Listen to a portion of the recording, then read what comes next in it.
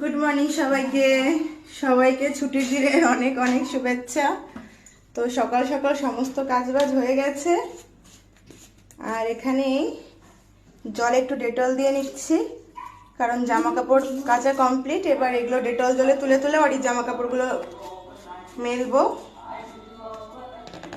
বাচ্চাদের 3 বছর বয়স পর্যন্ত তাদের জামা কাপড়ে ডেটলটা দেওয়া উচিত। এগুলো আমিও জানতাম না, এসব আমার মায়ের কাছ থেকে আমার শেখা।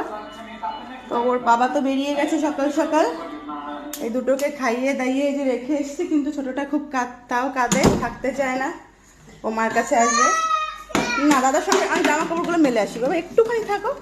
এ নাও, এ নাও, নাও, নেবে না? তুই ওখানে কেন, ভাইয়ের সঙ্গে খেল না, বললেও শুনিস না একটা কথা। আমার 15 মিনিট লাগবে, আর 15 মিনিট আসতে ভাইকে দেখ। তারপরে এই রান্না বান্না আছে, রবিবার দেখি কি করি আর কি। ওই দেখুন কান্না শুরু, কোনো কাজ করতে পারি না, কোনো কাজ না, আগে ওকে কোলে নিতে হবে।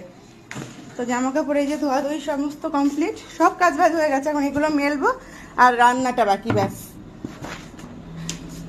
অনেক কষ্টে কাজ করছি, ওকে নিয়েও করতেই দেয় না কোনো কাজ।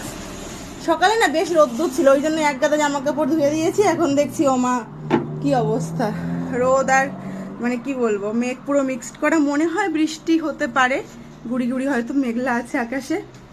তো চলো জামা কাপড় মেলে নিই, তোমাদের সাথে পরে দেখা হবে। অনেক জামা কাপড়। আর এই ঠাকুরের আসনটাও সকাল সকাল পরিষ্কার করে নিয়েছি। আর আমি ঠাকুরের প্রদীপ আর ওই ধূপদানিটা উপরে রাখতে হয়, নাহলে অডি ধরে কোথায় ফেলবে কোনো ঠিক ঠিকানা নেই আর কি। তো কাজবাজ সেরে নিই, তোমাদের সাথে পরে দেখা হচ্ছে আবার।